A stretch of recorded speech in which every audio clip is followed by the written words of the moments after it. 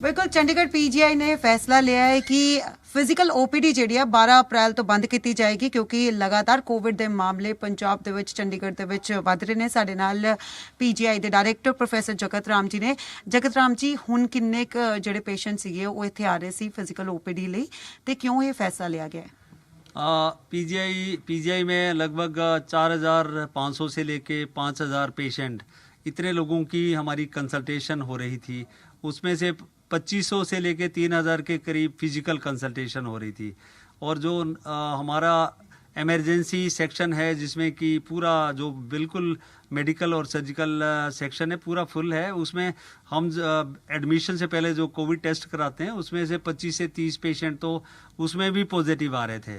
और हमारे काफ़ी सारे हेल्थ केयर वर्कर पॉजिटिव आ रहे हैं काफ़ी अरसे से। तो इसको सामने रखते हुए हमारे जो एडमिनिस्ट्रेशन और जो head of the department of clinical heads, उनके साथ हम लोगों ने बातचीत के जरिए ये डिसाइड किया कि भी इसको स्प्रेड को रोकने के लिए ये ज़रूरी होगा कि ओपीडी को सस्पेंड किया जाए और इसको हम लोग जैसे 10-12 दिन में रिव्यू करेंगे।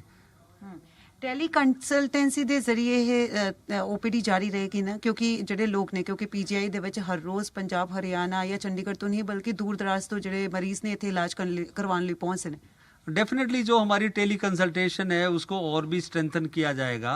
साथ साथ में जो पेशेंट जैसे गायनी के पेशेंट है, ऑब्स्टेटिक्स के, इस तरह से जो कैंसर के पेशेंट है उनको, और जो सर्जिकल स्पेशलिटी जैसे कि ऑर्थोपेडिक्स के हैं या प्लास्टिक सर्जरी के हैं, ऑप्थेल्मोलॉजी के, ईएनटी के हैं, न्यूरो सर्जरी के, तो उनको भी हम लोग देखते रहेंगे। क्योंकि जैसे प्लास्टर काटने के लिए या कोई ड्रेसिंग के लिए आते हैं तो उनको भी डेफिनेटली अपॉइंटमेंट दिया जाएगा और बिल्कुल बंद नहीं किया जाएगा। ये चीज़ें तो कंटिन्यू रहेगी। ਜਿਹੜੇ ਉਹ ਮਰੀਜ਼ ਆਣਗੇ ਐਮਰਜੈਂਸੀ ਸੇਵਾਵਾਂ ਵਾਲੇ, ਉਹਨਾਂ ਨੂੰ ਵੀ ਪਹਿਲਾਂ ਕੋਈ ਟੋਕਨ ਜਾਂ ਫਿਰ ਕੋਈ ਜਿਹੜਾ ਹੈ ਕੰਟੈਕਟ ਕਰਕੇ ਪਹਿਲਾਂ ਰਜਿਸਟਰ ਖੁਦ ਨੂੰ ਕਰਨਾ ਪਏਗਾ? जो इमरजेंसी पेशेंट है वो तो डायरेक्टली हमारे इमरजेंसी सेक्शन में आते हैं, चाहे वो मेडिकल इमरजेंसी हो चाहे सर्जिकल ट्रॉमा के पेशेंट है, वो तो उनको तो कोई रोक टोक नहीं है। वो तो हमारा 24 आवर्स चला रहता है। हालांकि हमारा जो इमरजेंसी सेक्शन है बिल्कुल फुल है।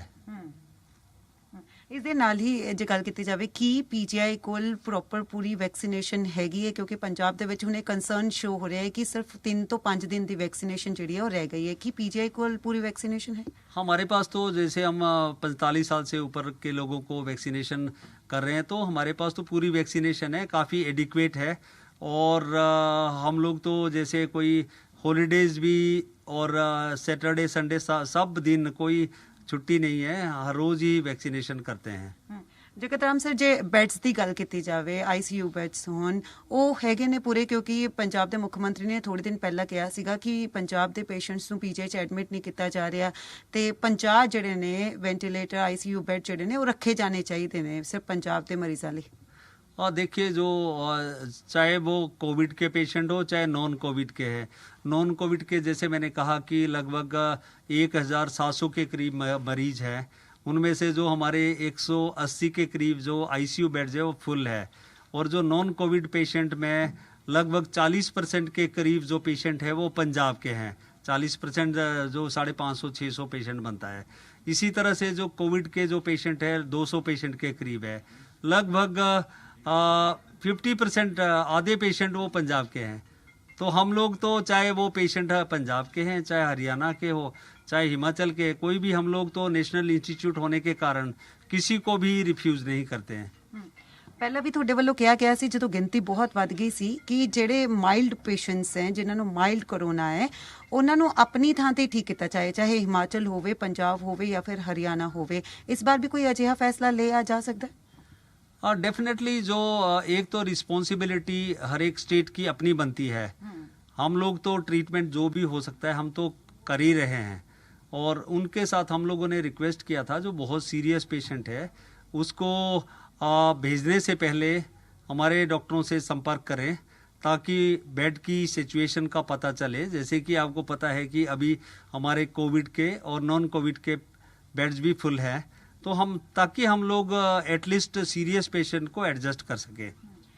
ਜਗਤ ਰਾਮ ਜੀ, ਲਗਾਤਾਰ ਰਿਵਿਊ ਕੀਤਾ ਜਾਂਦਾ ਹੈ ਸਿਚੁਏਸ਼ਨ ਨੂੰ। ਹੁਣ ਕਿਸ ਤਰ੍ਹਾਂ ਦੇਖ ਰਹੇ ਹੋ? ਸੈਕੰਡ ਲਹਿਰ ਚੱਲ ਰਹੀ ਹੈ, ਦੂਜੀ ਲਹਿਰ ਕਹਿ ਸਕਦੇ ਹਾਂ ਕਿ ਸ਼ੁਰੂ ਹੋ ਚੁੱਕੀ, ਕਦੋਂ ਤੱਕ ਪੀਕ ਤੇ ਹੋ ਸਕਦੇ ਨੇ ਮਾਮਲੇ, ਜਾਂ ਫਿਰ ਹੁਣ ਜਿਹੜਾ ਚੱਲ ਰਿਹਾ ਹੈ सीजन वो पीक है? ये जैसे कि आप देखिए मिड फरवरी के करीब 15,000 के करीब पेशेंट थे। अब जो है 1,30,000 1,40,000 के करीब 8 टाइम इंक्रीज हो गई है पेशेंट्स के नंबर में। और अभी भी ये नहीं आ रहा है कि भी डिक्रीज नहीं हो रही है, तो अभी तो पीक चल रही है। और जैसे भी हो सकता है कि 1 महीना या 1.5 महीना लगे ताकि ये पीक कम हो जाए, मिड मई में या अर्ली जून में कम होने की संभावना है। और फिर 3 से 4 महीने लगेंगे ओरिजिनल इसमें आने के लिए, 15,000 20,000 आने में। तो ये तो अभी तो पीक चल रहा है, इसको ये नहीं कह सकते कि ये पूरा टॉप है पीक का।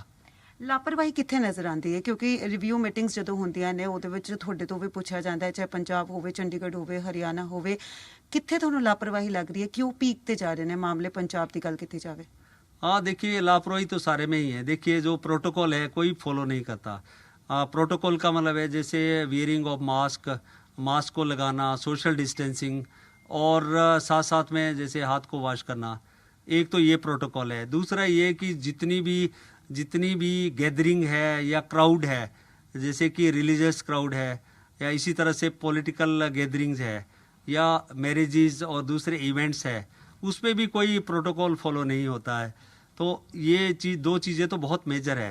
जब ये प्रोटोकॉल फॉलो होगा और जो ये इतने इवेंट्स को रिस्ट्रिक्ट किया जाएगा, तो श्योरली आई थिंक इस कोविड को काबू कर सकते हैं। और उसके साथ साथ में प्रोटेक्शन मिलेगी तो वैक्सीनेशन से मिलेगी, जो कि एक शॉर्ट टर्म पीरियड में पूरा नहीं हो सकता है सारा साल 2021 इसमें लग जाए। तो ये लंबे समय के लिए तो वैक्सीनेशन जरूरी है, पर प्रोटोकॉल तो हरदम जरूरी है, चाहे वैक्सीनेशन लगा या ना लगा। बिल्कुल। प्रोफेसर जगत राम, एक और सवाल आपसे पूछना चाहूँगी, बहुत ही अहम है, क्योंकि ਜਿਹੜੇ ਲੋਕ ਵੈਕਸੀਨੇਸ਼ਨ ਲਗਾ ਵੀ ਰਹੇ ਨੇ ਉਹਨਾਂ ਨੂੰ ਵੀ ਕੋਵਿਡ ਹੋ ਰਿਹਾ ਹੈ, ਤਾਂ ਲੋਕ ਕਹਿ ਰਹੇ ਆ ਅਸੀਂ ਕਿਉਂ ਵੈਕਸੀਨੇਸ਼ਨ ਲਗਵਾਈਏ ਜੇ ਸਾਨੂੰ ਕੋਰੋਨਾ ਹੋਣਾ ਹੀ ਹੋਣਾ ਹੈ? ਕੀ ਫਰਕ ਪੈਂਦਾ ਹੈ? नहीं, देखिए जब वैक्सीनेशन लगता है, जैसे फर्स्ट इंजेक्शन लगा, तो उसकी इम्यूनिटी आने में, एंटीबॉडीज बनने में लगभग 4 to 6 वीक्स लगेंगे, 4 से 6 हफ्ता लगेगा। फिर सेकंड इंजेक्शन लगाया जाएगा, तो तब पक्के एंटीबॉडीज बनेंगे। और इसलिए लोग तो प्रोटोकॉल फॉलो नहीं कर रहे हैं। जैसे कि वैक्सीनेशन के बाद में वो सोचते हैं कि अब तो इंजेक्शन लग गया, अब तो कुछ होता नहीं। ऐसी कोई बात नहीं है। हमें तो इंजेक्शन के बाद में भी प्रोटोकॉल को फॉलो करना है, वो बहुत ज़रूरी है। और दूसरा ये भी है, फ्यूचर में जैसे दोनों इंजेक्शन भी लग गए तो इस काफ़ी प्रोटेक्शन होगी। हो सकता है कोविड ना हो, कोविड के पेशेंट को के संपर्क में आने से, या अगर कोविड हो तो उसकी इंटेंसिटी माइल्ड हो जाए, इतना सीवियर ना हो, तो इसका काफ़ी फायदा है। ਇਹਦੇ ਨਾਲ ਹੀ ਜਗਤ ਰਾਮ ਜੀ, ਕਿਉਂਕਿ ਜੀ ਪੰਜਾਬ ਹਰਿਆਣਾ ਹਿਮਾਚਲ ਦੇਖ ਰਹੇ ਨੇ, ਪੰਜਾਬ ਹਰਿਆਣਾ ਚੰਡੀਗੜ੍ਹ ਦੇ ਜਿਹੜੇ ਦਰਸ਼ਕ ਨੇ ਤੇ ਹੋਰ ਦੇਸ਼ ਭਰ 'ਚ, ਉਹਨਾਂ ਨੂੰ ਇੱਕ ਜ਼ਰੂਰ ਦੱਸ ਦਿਓ ਕਿ ਜੇ ਹੁਣ ਉਹਨਾਂ ਨੇ PGI ਆਉਣਾ ਹੈ ਟੈਸਟ ਕਰਾਉਣ ਵਾਸਤੇ ਜਾਂ ਫਿਰ ਕੋਈ ਹੋਰ ਇਲਾਜ ਵਾਸਤੇ, ਤਾਂ ਉਹਨਾਂ ਨੂੰ ਕਿਹੜਾ ਰਾਹ ਜਿਹੜਾ ਅਪਣਾਉਣਾ ਪਏਗਾ, ਜਾਂ ਟੈਲੀ ਕੰਸਲਟੈਂਸੀ ਲਈ ਵੀ ਉਹਨਾਂ ਨੂੰ ਕਿੱਥੇ ਜਿਹੜਾ ਹੈ ਕਿਹੜੀ ਵੈਬਸਾਈਟ ਤੇ जाना पड़ेगा?